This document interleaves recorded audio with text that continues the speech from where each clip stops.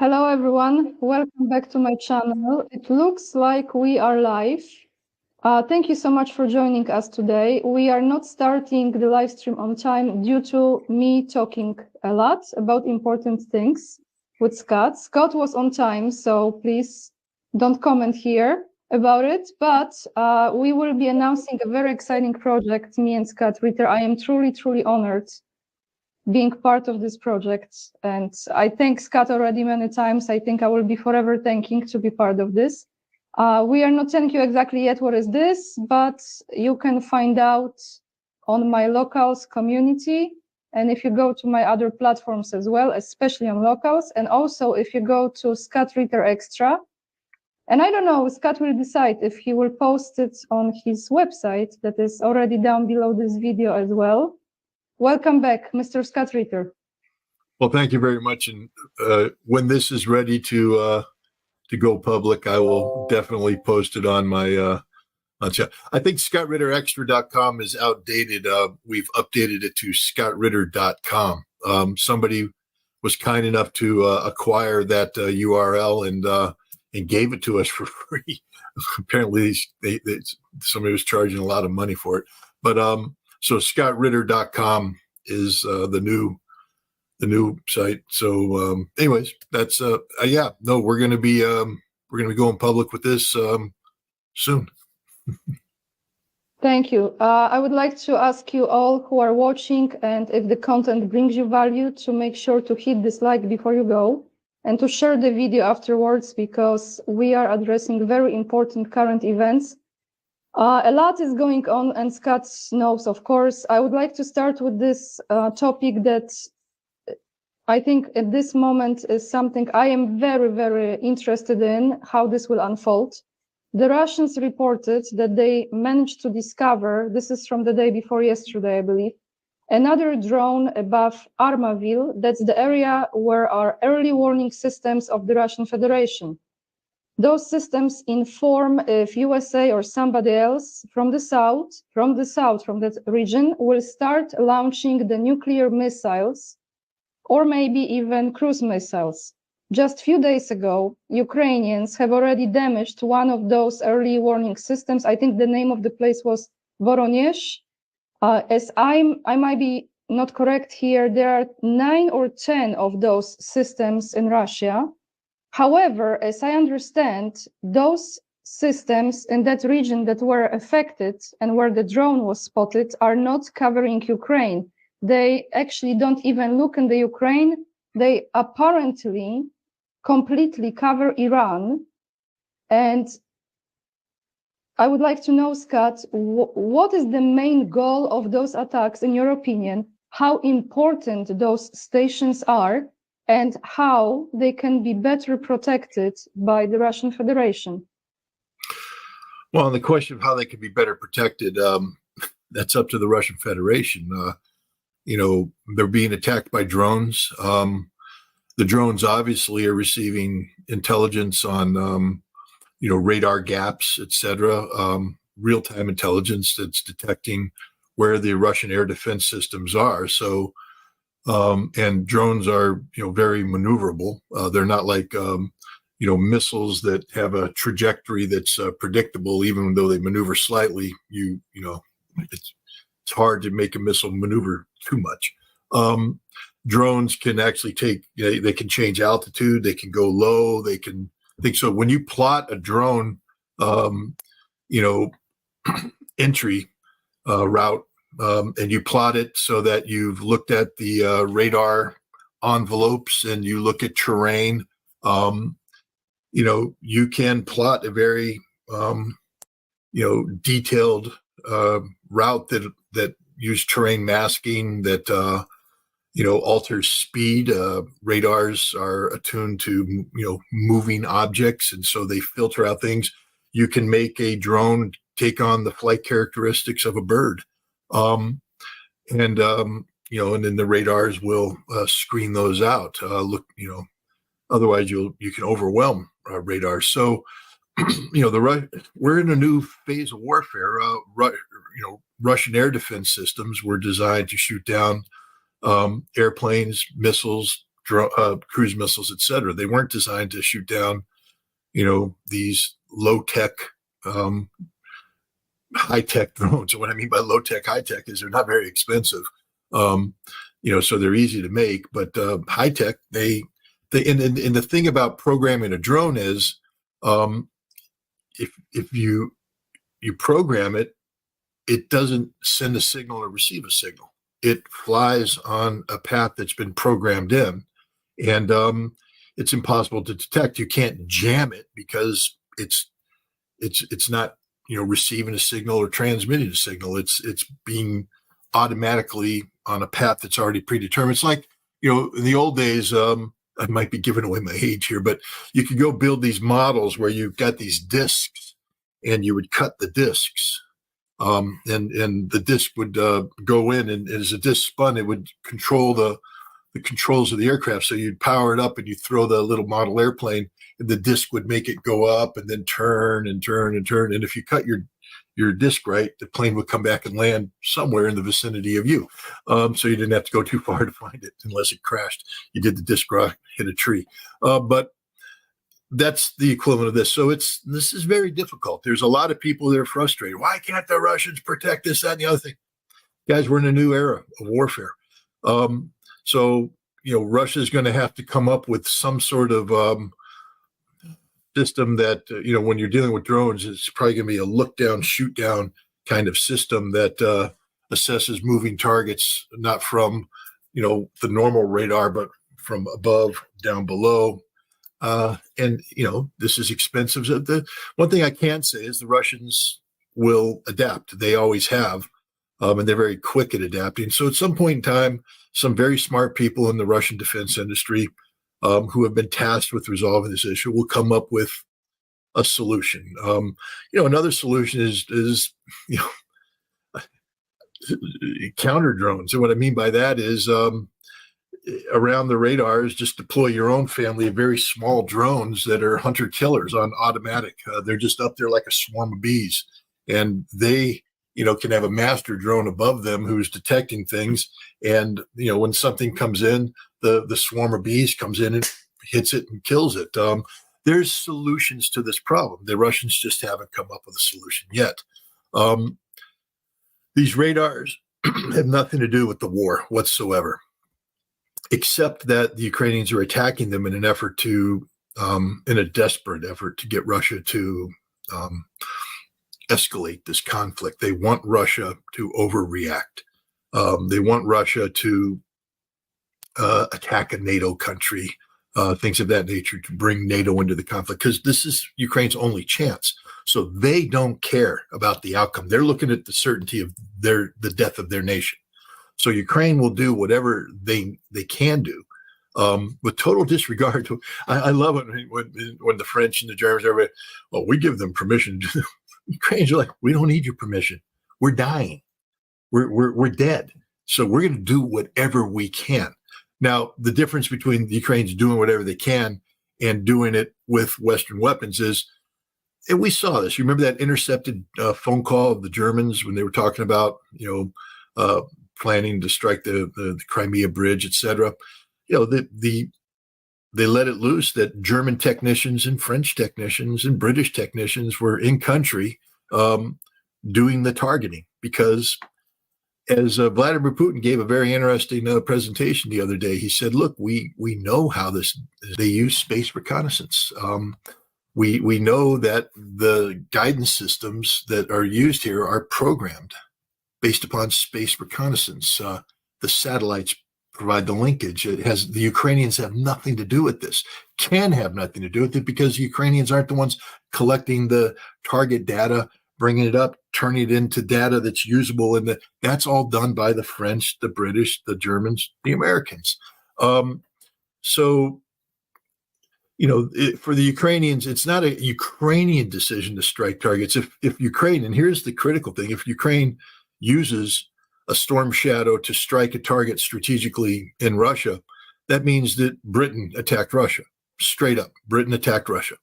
If they use a scalp missile to do something, the French attacked Russia. And if they use ATACMS, the Americans attacked Russia. This is just the reality of this. We're trying to create a situation where we say we give the Ukrainians permission, but to use these weapons to strike Russia, it's us doing the attacking. So we're giving ourselves permission, but we're pretending that it's Ukrainians doing that. But the Russians have seen through this. I don't know what Russia's going to do if and when Scalp, Storm Shadow, God forbid the Taurus ever shows up, or ATACMS is used in a specific manner. That's separate than attacking these air defense radars or these early warning radars. The early warning radars, again, is a deliberate provocation. It's a dangerous provocation because the Russian nuclear doctrine says that when people use conventional weapons to take out their nuclear early warning command and control or actual assets, that triggers a nuclear response. So, ladies and gentlemen, Ukraine's already attacked 2 sites, which by doctrine could trigger a Russian nuclear response. Now, if these attacks were done by Western missiles, at a time of high tension, Russia could say, this is the first phase of a preemptive attack by the West. We will preempt the preemption by attack, by launching now. And then we'd all be dead. We wouldn't be having this podcast. And I just don't know what to say anymore. I've come to the point where, frankly speaking, I'm starting not to care about humanity. And the reason why I say that is I don't know what else I have to say to warn everybody you're about to die, that this isn't a joke anymore. This is the most dangerous thing in the world that's taking place right now. What we just talked about, the Ukrainians attacking Russian early warning defense radars, is a trigger for nuclear attack. Now, the Russians, thank God, they're governed by responsible people who don't take the bait. But if you listen to what Putin just said, he said, we know how this works and we know who's responsible. The United States just reported that the Russians launched a couple satellite killers that are now tracking U.S. reconnaissance satellites, meaning they're just following in behind them. We're going to take the satellites out. The Russians are going to take the satellites out. They're going to kill our satellites. They're going to kill the French satellites. They'll kill the British satellites. They'll kill the German satellites. And not just the satellites. They may take out the ground control stations that are operating on NATO soil. And then what? Let's say that the Russians do this. They get fed up. They say, take out the satellite, take out the ground. So now some Zircons and some Kinzhals fly, and they hit Romania, they hit France, they hit England. And then what the Russians will say is, I just want everybody to understand that this was a retaliatory action for the attacks you did against us. We know what you did. And if you invoke Article 5, we will assume that you want to go to war with us. So the second you invoke Article 5, we're at war and we're going to nuke you. We're not playing any more games. It will be an automatic nuclear response. And NATO's running around going, well, you're bluffing, you're bluffing, you're bluffing, you're bluffing, you're bluffing. Article 5, everybody's dead. Have you guys gotten scared yet? I want you all to go home and puke tonight. I want you to get cold, clammy sweat. I want you to look at your family and realize this may be the last day you ever look at your family. We're that close. All it takes is one stupid mistake, and we have all of Europe full of leaders ready to make that stupid mistake. Do you think the Russians were joking when they did the nuclear exercise? Do you think that was a joke? Oh, we're just going to go do a nuclear exercise so that the West thinks we're bluffing again. They're not bluffing. This is as real as it gets. So we're basically putting our fate in the hands of Vladimir Putin. I couldn't think of anybody better to put our fate in, but he's an adversary if you're in the West. He's not our friend. As much as I respect him, as much as I respect the Russian position, I'm an American. They're the adversaries. I don't like having the fate of my country, the fate of my people in the hands of the adversaries who don't care about America first. They care about Russia first, and they're going to do what's good for Russia, and what's good for Russia isn't always what's good for America. So, and as a European, it's the same thing. You can respect Vladimir Putin. You can respect Russia. You can want to be friends with Russia. But right now, they're the adversaries, and they view you as the adversaries, rightfully so. Europe and America has been creating war and all this kind of stuff. I'm not saying that we're right, they're wrong. I'm saying they're right, we're wrong. But I'm an American. Other people are Europeans. Our leaders are supposed to be looking out for us. And right now, what they're trying to do is commit suicide because they don't believe that the Russians are going to do what their doctrine says they must do when they are confronted with this situation. I don't like having Vladimir Putin making my life and death decision. He can make it for Russia, but I don't want him making it for America. He is right now. Thankfully, he's making the right decision not to escalate. But at some point in time, we are going to push him too far because every time he chooses not to escalate, we say, see, another red line and Russia did nothing. My God, for all the idiots to say, you do know that if Russia did something, you'd be dead. You'd be dead because the escalation cycle is instantaneous. We're at the point right now where we've already pushed all the red lines, all the buttons. There's just one more left to go. And when that's done, it's over.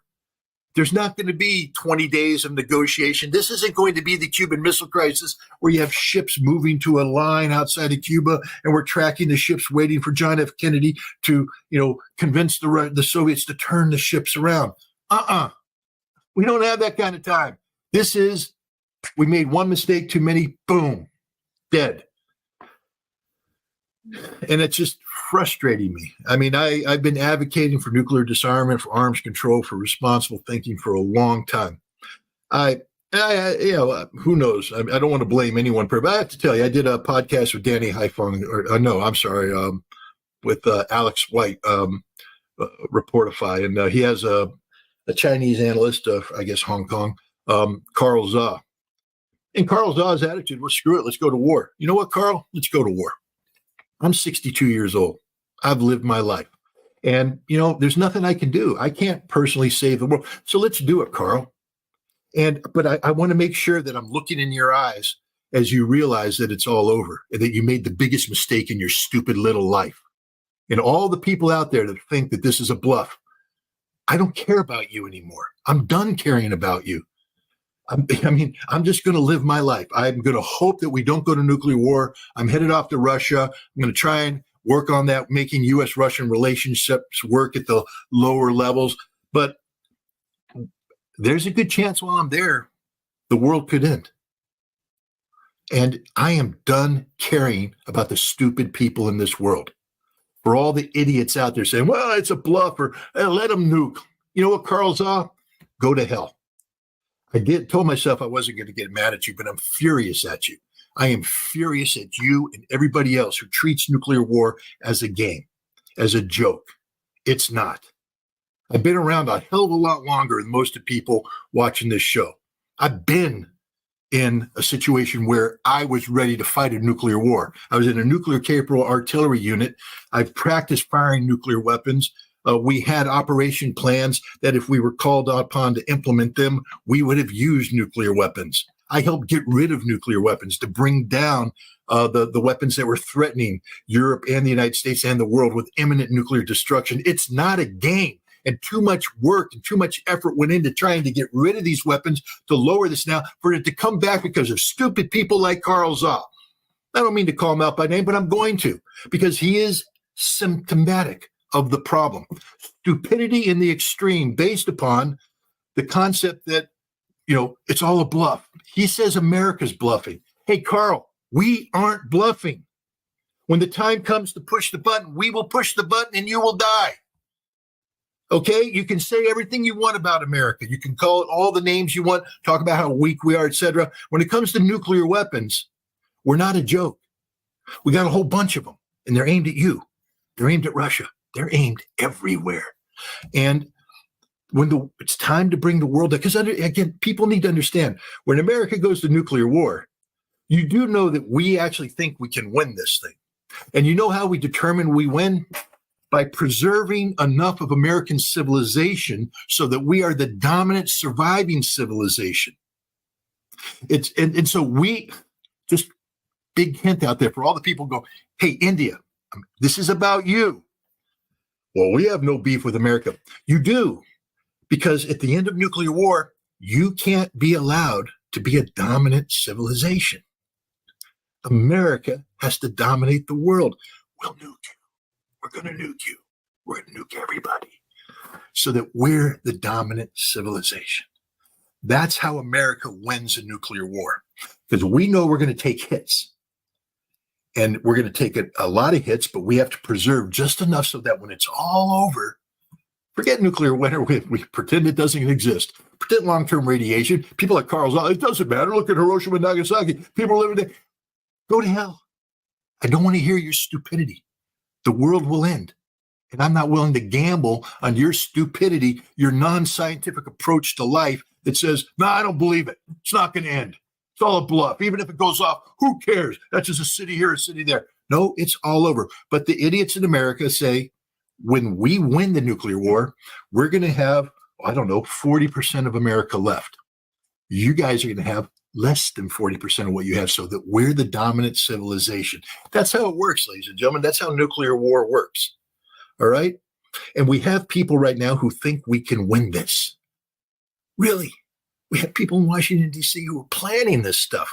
We have in Omaha, Nebraska, Strategic Command, who's planning the nuclear war.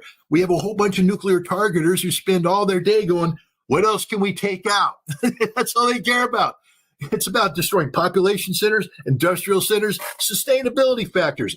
We bomb agricultural places so that you can't eat. That's nuclear war. So this isn't a game, what's going on right now. It's not a freaking game. This is as real as it gets. And I'm just tired of it, because I'm just tired of stupidity. I'm tired of the Carl Zaws of the world. I'm tired of stupid people thinking they're smarter than everybody else because they read a couple of freaking books. It doesn't work that way, guys. Live it. That's the only way you know it. I lived it. I know it. I know what's I know what's going on right now. There were some people, I in my own Telegram chat, they're like, Scott seems a little bit different right now. Like he knows something we don't know. I just told you what I know. We're going to destroy the world when we go to war. There's no such thing as a limited frickin' nuclear war. We're not just going to blow up Russia. We're not just going to blow up China. America must emerge from a post-nuclear conflict as the supreme civilization surviving. That means everybody dies. Everybody. And yet Carl Zoll's like, well, bring it on. Go to hell. Go to hell for everybody. I'm sorry, Annie. I'm trying not to be so negative here, but I've had it with this, because I'm sitting here. There's nothing you could do. I could scream till I'm blue in the face, and I have. And I'm going over to Russia right now, and they don't want to talk about it. I can't blame them. I mean, they're all like, Scott, we think you're a good guy and all this kind of stuff. But from their perspective, the only thing that's saving them right now is their own nuclear arsenal. They're like, if we didn't have this nuclear arsenal, America and Europe would be trying to come at us with all their cruise missiles and everything. So the only thing that keeps us here is our nuclear arsenal. And we've made our nuclear arsenal so it can't be defeated by ballistic missile defense. We've made it so it's survivable. It can take a first strike back. The Russians have done everything right from nuclear war planning in terms of deterrence, except one thing. The West thinks they're bluffing. The West thinks they're bluffing. And how do you defeat that stupidity, that mindset? It's the Carl Zaw mindset where he says, well, America's a nuclear paper tiger, quotes me Mao. I'm trying to watch my language on it because I'm getting ready to go Marine Corps here, but I'm gonna hold back out of respect to you and your audience. But you know what? I've said enough. I've made my peace. I appreciate this, because it comes to the point when we all have just enough of this. And I tell you, here I wanted to ask you this same question, actually, to sidetrack a little bit, maybe to present a little bit different side of this. Don't you think that those two stations, that they were, well, the one in Voronezh and the other one that the drone was hovering over, Armavir, I think is the name, Isn't it about Iran, Scott? Isn't it about blinding certain areas? Isn't it about the conflict in the Middle East more than about going deeper into Russia? I had questions that you already answered about what you think about European leaders saying that they should target those places in Russia, but specifically those two events that took place recently. Don't you see this connection more with Iran? No? None, Okay. none whatsoever. None whatsoever. First of all, I mean, what's the connection? So you bomb those two sites. What's that have to do with Iran? The sites are, the reason why these sites exist is that Russia was trying to convince the West, the United States, not to put ballistic missile defense systems in Poland and in Romania that we claimed were targeted, or designed to take out Iranian systems. We lied. They were designed to take out Russian systems, and they were designed to create a potential base for, preemptive missile strikes.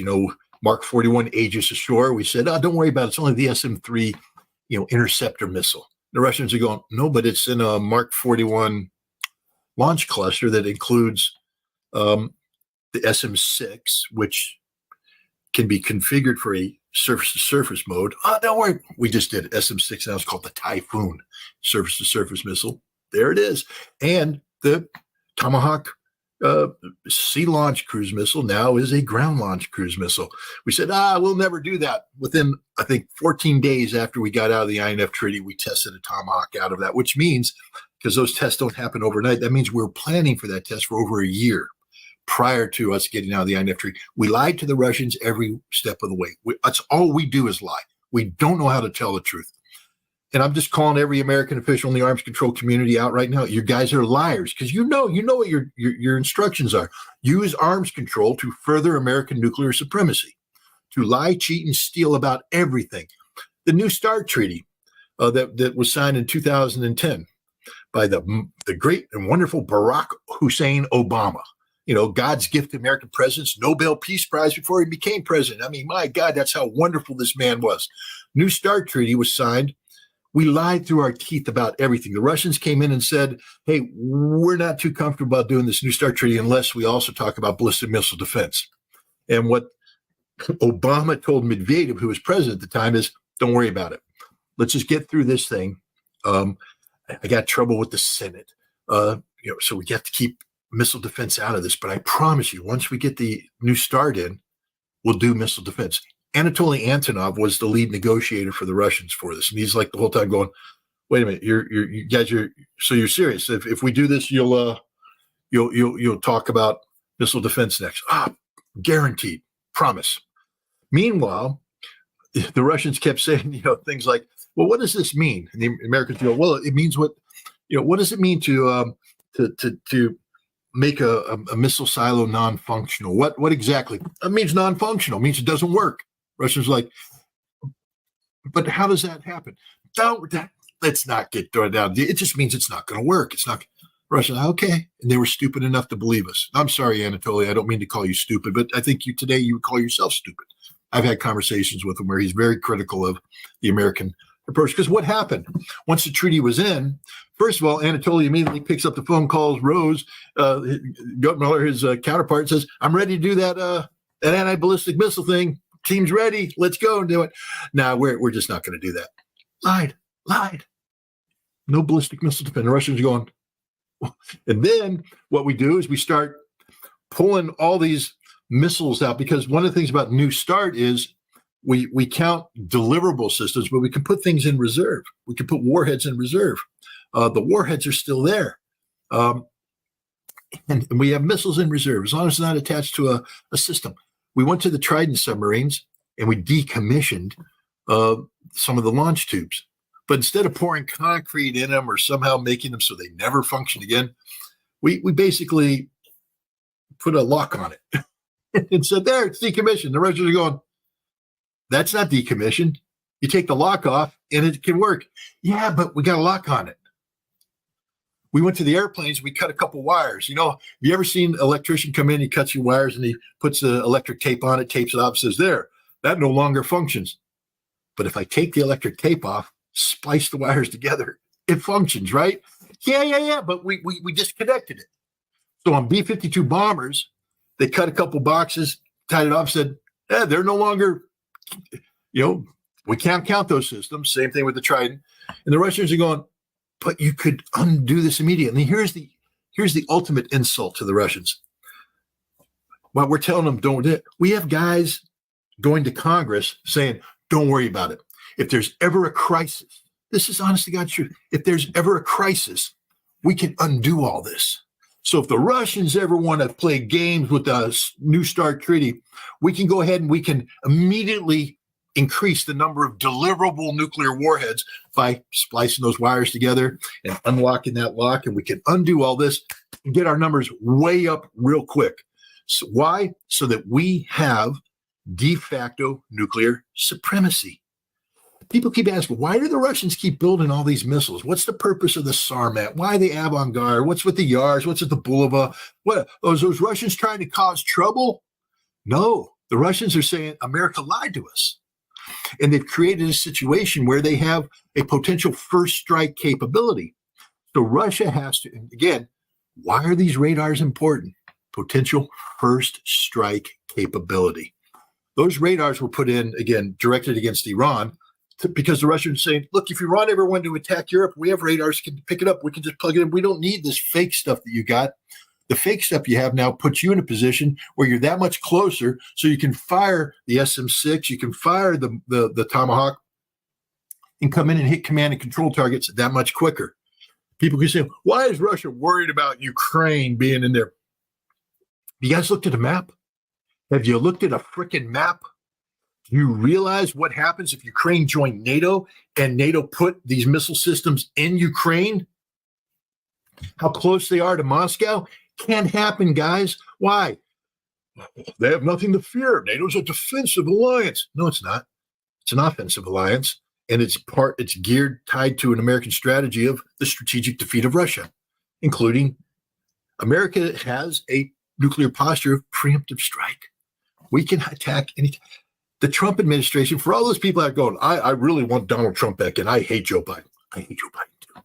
But Donald Trump, his administration actually had a guy who was in charge of nuclear issues who said the goal of the Trump administration, this is a direct quote, is to have every morning to have Chinese and Russian leaders wake up not knowing whether or not today's the day America nukes them. What's the name of this person? I'll find it to you. I mean, it's a quote. I wrote an article about it and I have his name. I put his name in there. It's a direct quote. America, I think what I just said, the goal of the Trump administration is to have Chinese and Russian leadership wake up every morning not knowing whether or not this is the day America nukes them. Yeah, we want to make this guy president again. Apparently, he just on a fundraiser said that if he was president and Russia invaded Ukraine, he'd bomb Russia. Really, Donald? And if China invades Taiwan, he'll bomb China. Really?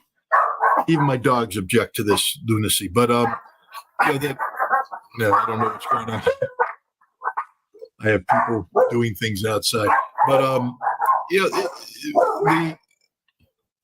the point is, we've lied to the Russians from the very start. We're not honorable people. We're the most dishonorable people in the world. And Russia's built a nuclear arsenal that's designed to overcome the lies, deception, deceit. But I go to Russia and I keep, saying, hey, let's go back to those good old INF days. And the Russians are like, you guys told the truth in that treaty. That was a good treaty. It really was. It was negotiating good faith. But we bent over backwards to make you know that we were serious about, arms control. One of the things that the Russians did there is they gave up more systems than we did. And then Gorbachev, because they had a missile called the SS-23, Gorbachev just threw that in there too. And there was no American equivalent. They just got rid of the SS-23s. And we're going, okay, thanks. From the Russian perspective, they got rid of a very important part of their nuclear capability. The capability allowed them to effectively fight nuclear war in Europe. They got rid of it. It's gone. And that's okay if America then intends to follow through, but we never negotiated in good faith. We maintained this nuclear weapons stockpile in NATO. We refuse to allow French and British forces to be incorporated into nuclear discussions. We maintained nuclear-capable aircraft carriers. The Russians are always like, that's a nuclear threat. You keep bringing your aircraft carriers in. We used to fly airplanes, take them off, and just fly them towards Russia. And then the Navy would just, like it's going, like we're getting ready to attack. And then we'd veer away at the last second. The Russians were like, why are you doing that? We do that with B-52s. Again, everybody who goes to bed at night saying, oh, it's not a big deal. We fly B-52s down the Baltic Sea along, and we take them on a strike flight going in as if we're going to strike St. Petersburg and then Moscow or the Kola Peninsula with nuclear weapons. We do the same thing in the Black Sea. We come in with the B-52s on a strike thing. We just keep flying them in and then breaking them off, flying them in and breaking them off. I mean, thank God the Russians have patient guys. I have to tell you, if I was the guy defending, I'd shoot those suckers down. You come in and say, shoot them down. But they haven't done. I don't care. I don't want them to do anything. They're flying a very aggressive flight pattern. Why? What's the purpose of this? Shoot them down. Then we'd be at war. But why the Russians show the patience that they show to us, to what we do? Well, Scott, they fly bomber missions up to. They put bombers in the air. And they go in and they tickle that. But they have yet to have bombers make an aggressive run at Washington, D.C. They could put some of their strategic bombers in Cuba and have them take off and fly up the Atlantic coast offset. And then the last second, come in and start going straight to Washington, D.C. How do you think America would like that? Now you got potentially nuclear-armed Russian bombers coming in, and there's not a damn thing you can do.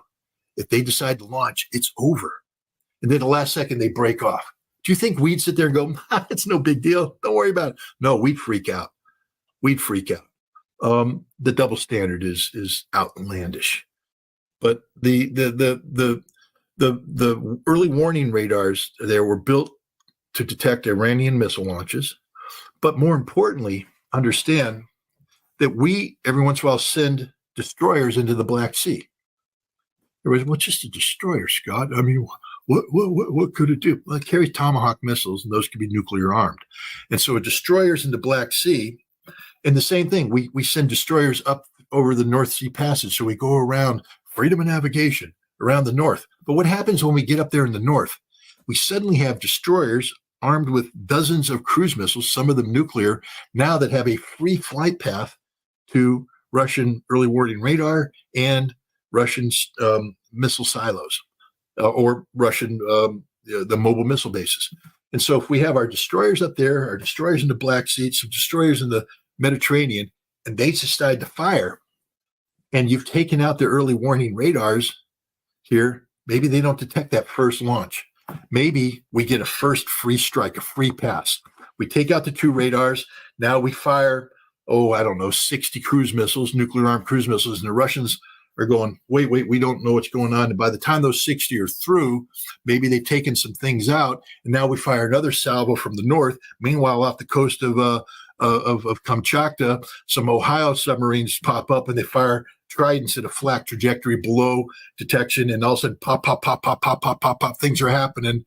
And this is what the Russians are worried about, that we could launch a preemptive nuclear strike designed to take out their ability to retaliate, which means we take out Russia, and then Russia's got nothing left to strike. So Russia has built a resiliency into their system so that even after we do this, there will be enough left over to guarantee that the United States will be destroyed. But in the insanity of the American war planners, remember, they don't care that I'm dead.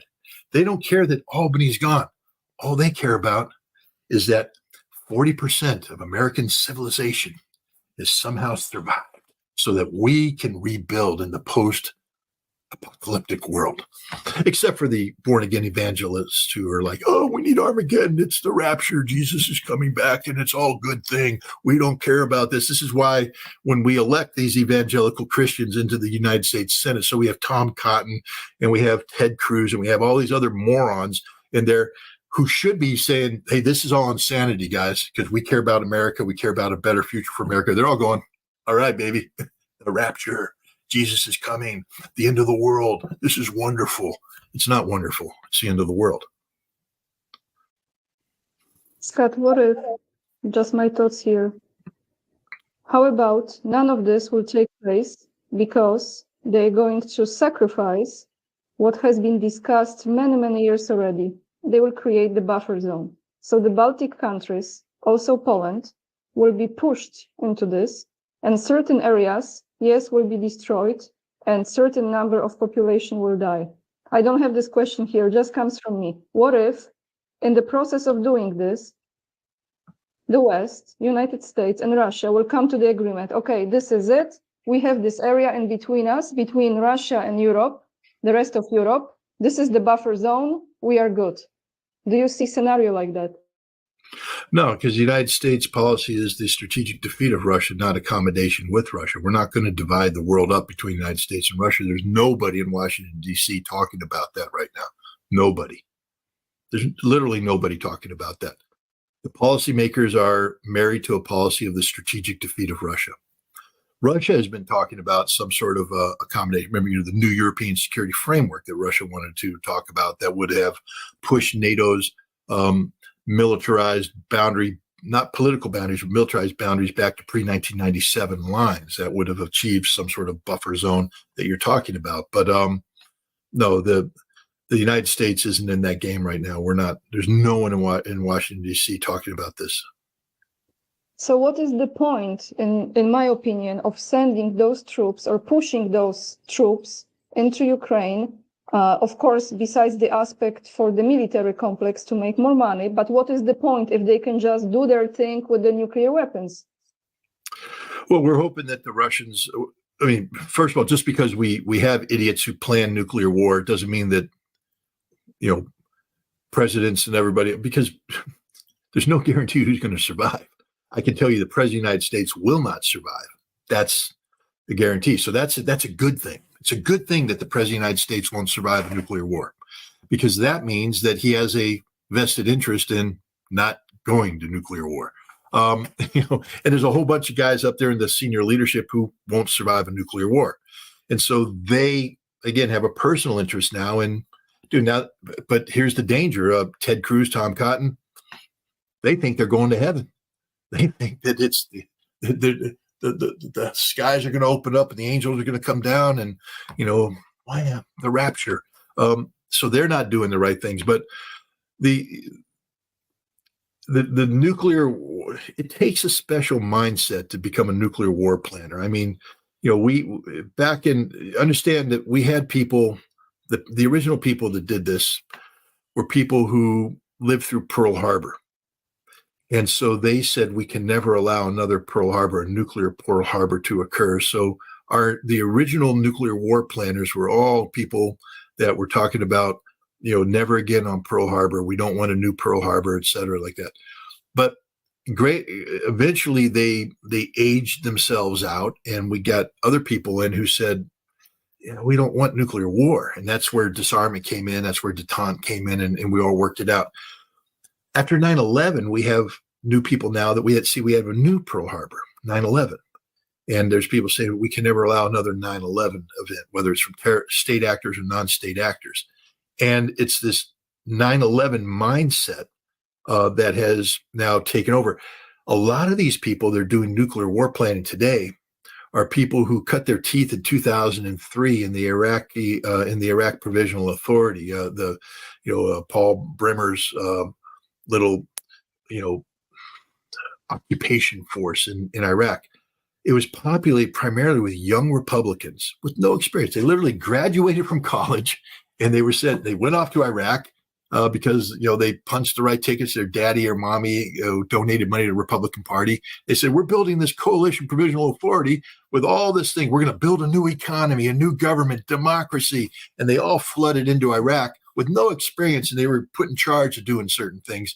And now they build their resume. There's a whole bunch of people out there who are, security experts, who came out of college with an accounting degree, went to Iraq, sat in on a couple of meetings before, the whole thing collapsed, left and said, I'm a security specialist because I ran, security for, warehouse reconstruction, et cetera, like that.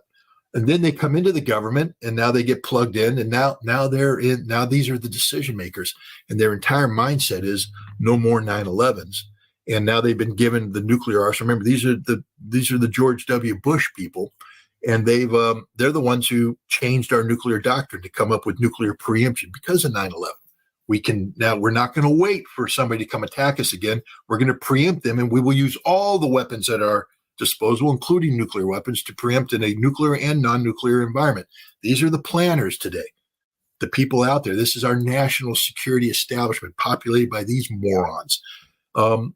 We have political leadership on top of them. Democrats, again, I'm a Republican. I'm not a big fan of the Democrats, but I have to tell you, as bad as Joe Biden is, and he is horrible, he's a breath of fresh air. Because if Donald Trump comes in, I mean, look, Donald Trump he said Nikki Haley, he said she's coming back into my administration. Nikki Haley, who just went to Israel and signed a freaking artillery piece, blow them up, kill them all.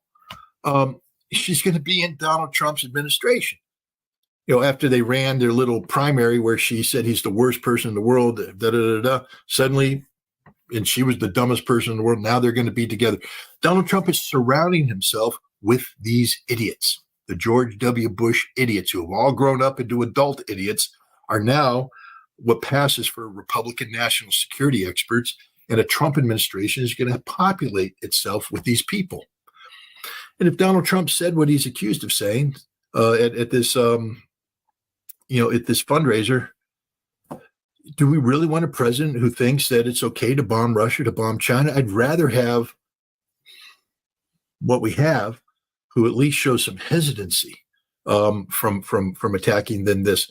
But we're in a bad situation no matter what, because what we have right now still has bought into a policy of strategic defeat of Russia, allowing what's happened to go on in Ukraine, allowing we don't have any good options. I mean, the world is screwed. I mean, America used to, people, at least I used to believe that America was the nation that could save the world, bring about stability, responsible leadership. It's crazy. I mean, America's just gone off whack right now. And I don't want anything bad to happen to America because I'm American. My family's here. My house is here. My community here. My neighbors here. My friends are here. I want good things to happen. I want our economy to succeed. I want it to thrive and flourish.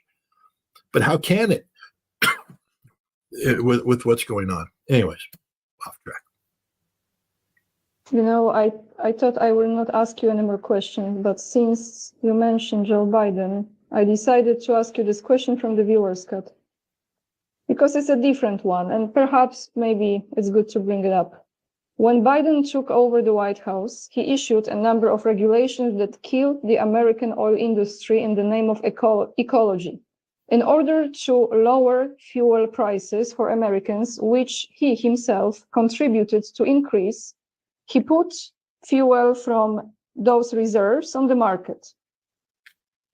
These reserves have reportedly not been replenished due to the current very high cost of oil.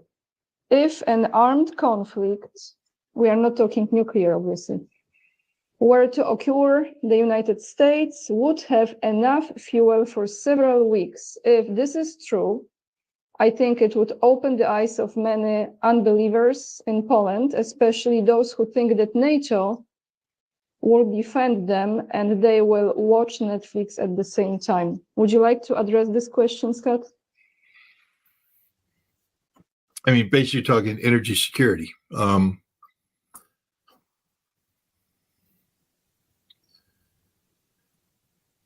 I mean, look, America will take care of America, but we're not going to take care of anybody else. I think that's the implication of the question, is that Europe and Poland and everybody else is saying that if there's a global crisis, there's energy security, that your good friend America is going to be there to back you up and have your back. No, your best bet was Russian gas. Your best bet was Russian oil. That was your best bet, but you guys turned your back on that. And now you want America to come in and fill that. We don't care about you. We care about making money. Ask German companies, ask French companies how much they pay for the gas that they need to keep their companies running. It's 3 to 5 times the amount that they paid with the Russians. That's why they're all going bankrupt and going out of business. At the end of the day, the American energy companies, we produce enough energy to we're self-sufficient. We don't have to have for it, but that's not completely true, because we have refineries in the Gulf that were back in the day of Venezuelan crude. Venezuela has a very specific kind of crude. I'm not I learned a little bit about this when I was doing weapons inspections in Iraq. I actually planned a very big inspection that went into all of Iraq's oil refining capability, because it's a chemical process, and to see if any of their refining capability had been converted to produce missile fuel. The Scud missile uses an oxidizer and a fuel, I think the fuel is AK-27, but it's a specific kerosene type product that's produced using a specific brand of Russian crude. I think came out of Azerbaijan actually, and then et cetera. So missile fuel isn't produced by anything. What comes out of the ground is different around the world. It's a different composition. There's different amounts of water, sulfur, et cetera. And to break that down into what you want it to use, there's different processes of, not fracking, but anyways, you're breaking up the molecules, the refining process. So we wanted to see if the Iraqis were converting their refineries to produce Scud fuel, or they could also produce, things that could be used in the chemical weapons area. And so we did a full survey of it, and I learned a lot about refining and such. And we brought in mobile labs from Russia that did all the testing. We did all the sampling, and we came back and came to the conclusion that they weren't doing that. One of another reasons why I was pretty confident that Iraq didn't have a covert missile force, because to have a covert missile force, if it's based upon a liquid fuel missile, you need liquid fuel. And if you're not producing it yourself, you have to be acquiring it, and you weren't acquiring it anywhere. That's a long way of saying that a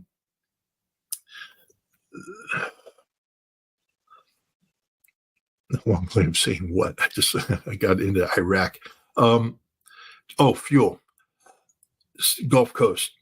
We are gasoline refining from American gasoline production is geared towards Venezuelan crude, specific brand of Venezuelan crude. Now, when we sanctioned Venezuelan crude, we then we started buying a lot of oil from Russia, because in the Urals, there's a type of crude that comes out of the ground there that's very similar from a chemical point of view to what came out of Venezuela, so that by bringing that in, we didn't have to spend the billions of dollars to redo the refineries.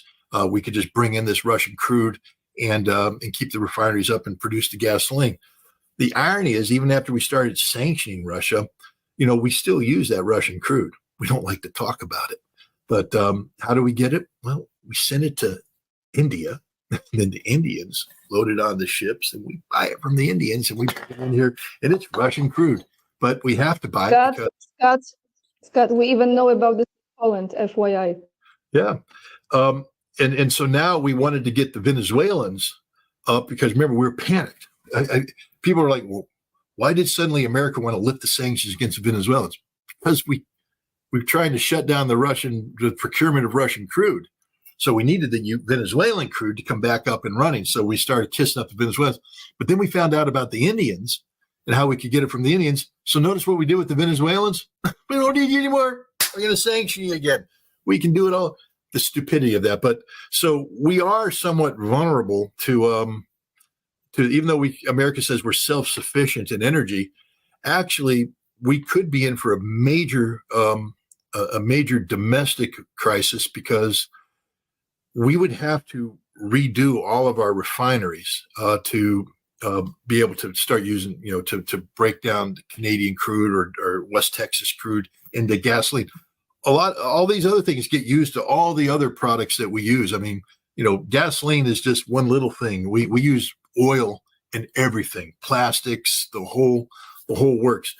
And all that other crude gets broken down in refineries that are designed to produce that product. But the gasoline that goes in your car comes out of refineries that are geared to Venezuelan crude or Russian crude, not American crude. Now, I don't know, what's going on. I don't know if we've, to be honest, I can't tell you that if in the last 6 months we haven't gone in and taken one of those refineries down. I don't think we have, because this is the danger of those big hurricanes that come in. They start attacking the refineries in Louisiana and Texas.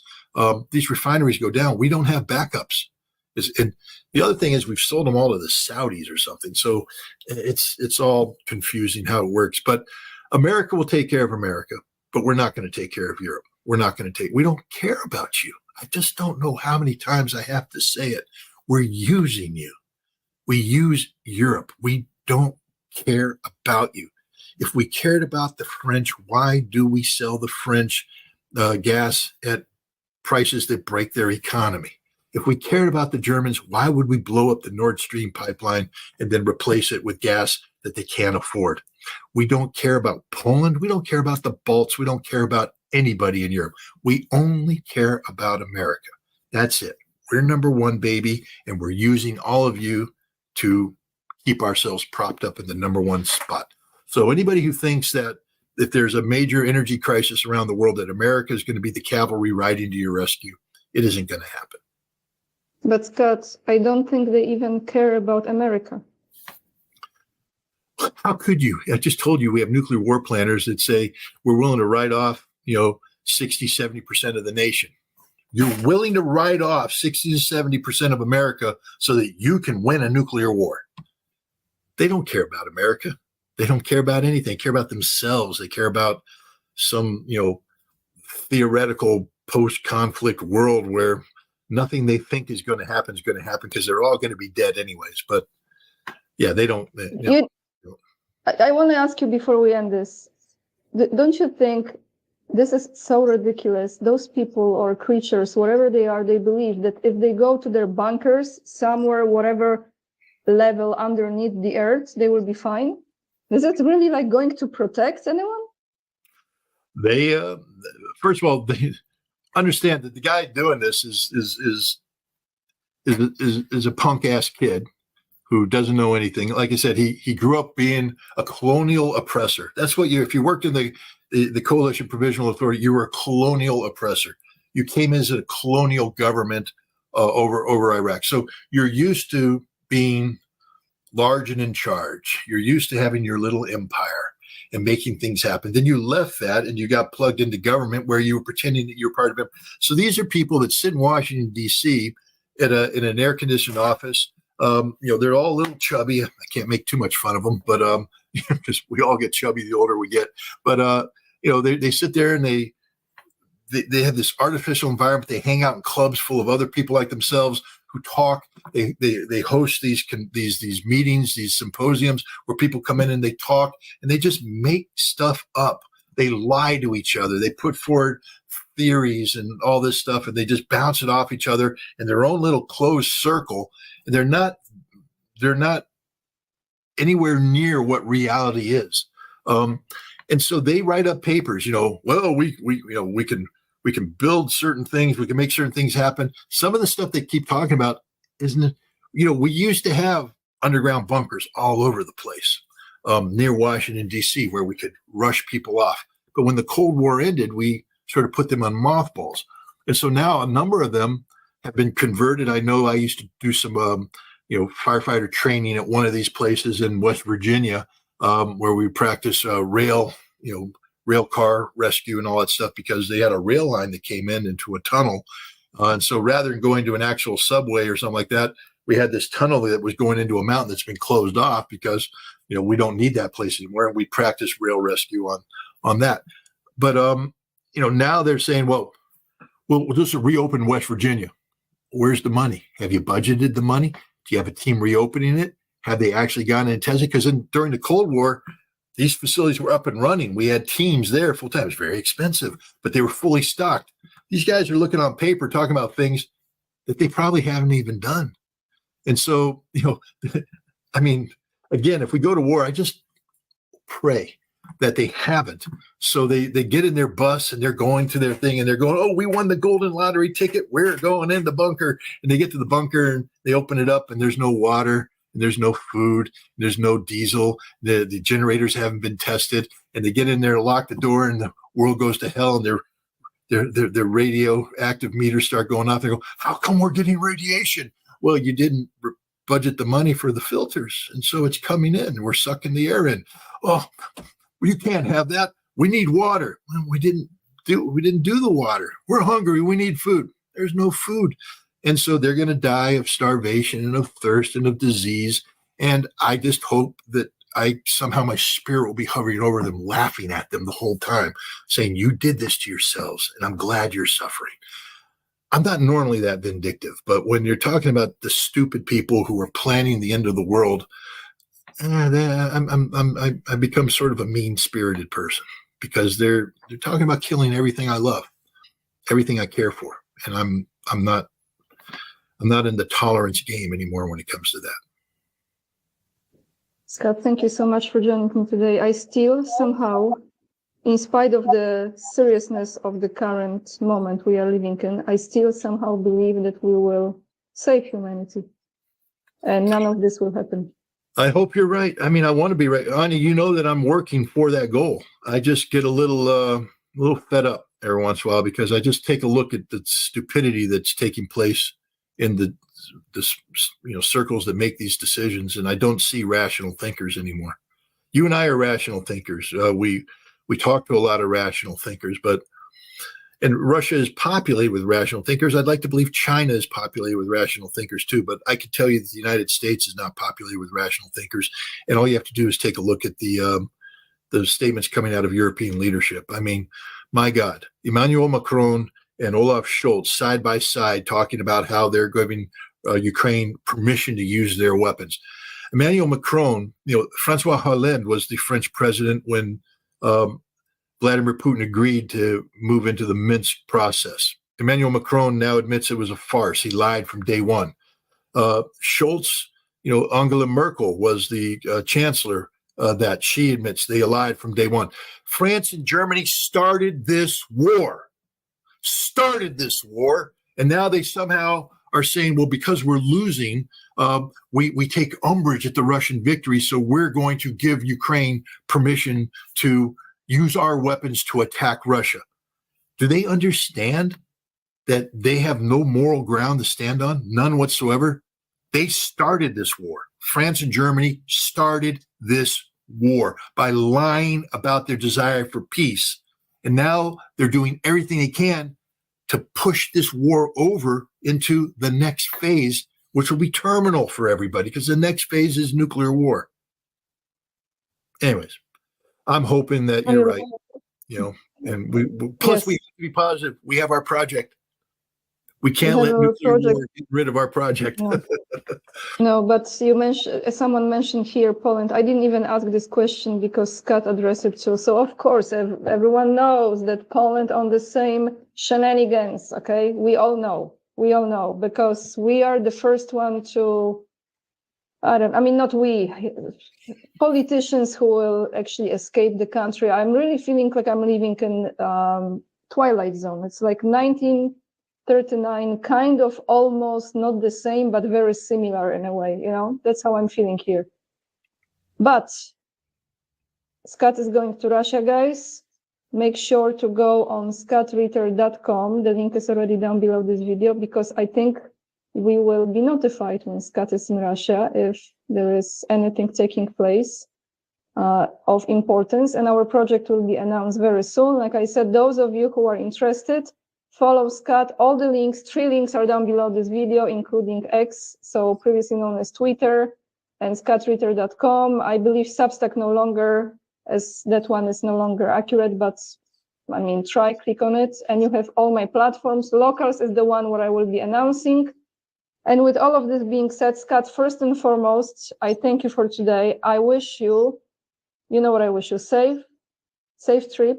And I wish you to find Russia, especially Moscow for me, is a place that when I get there, I always have this moment of adjusting my energy a bit. So I get a little bit depressed. Then I come up again and I feel it's a very healing place. So I hope you get some good energy to recharge and you get some rest. and things might look brighter, hopefully, when we connect next time. Well, I look forward to it too. I come back from Russia always refreshed because it gives me hope that at least one half of the equation that we're dealing with wants peace. So I come back from Russia saying, okay, I'm reassured they want peace. And now it helps me redouble my efforts to fight for peace here in the United States. Maybe I've just been in America too long without that Russian.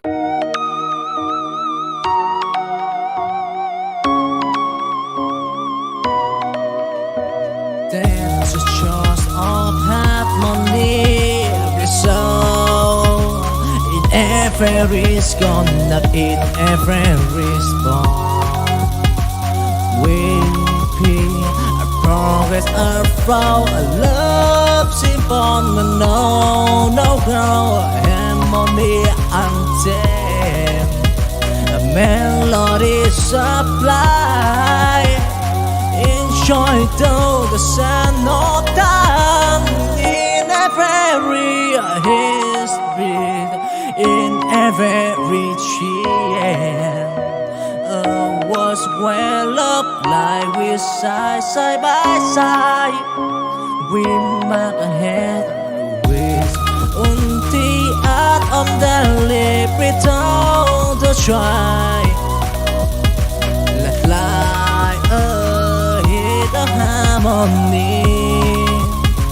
We build the harmony of diversity. We fight straight. We fight together well, rewind history. It was when love the sky.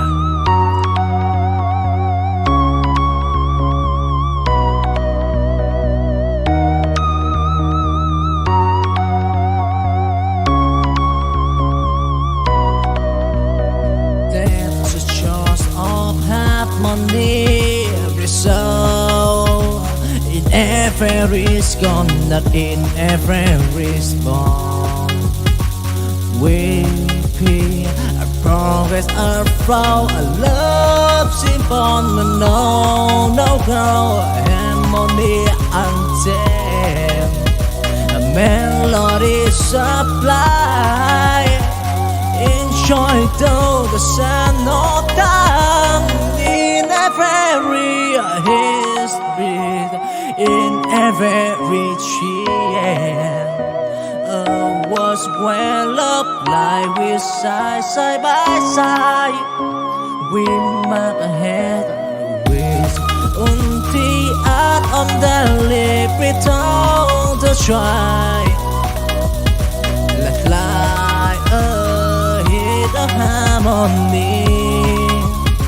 We build the harmony of diversity. We fight straight, we fight together well, rewind history. It was when love the sky.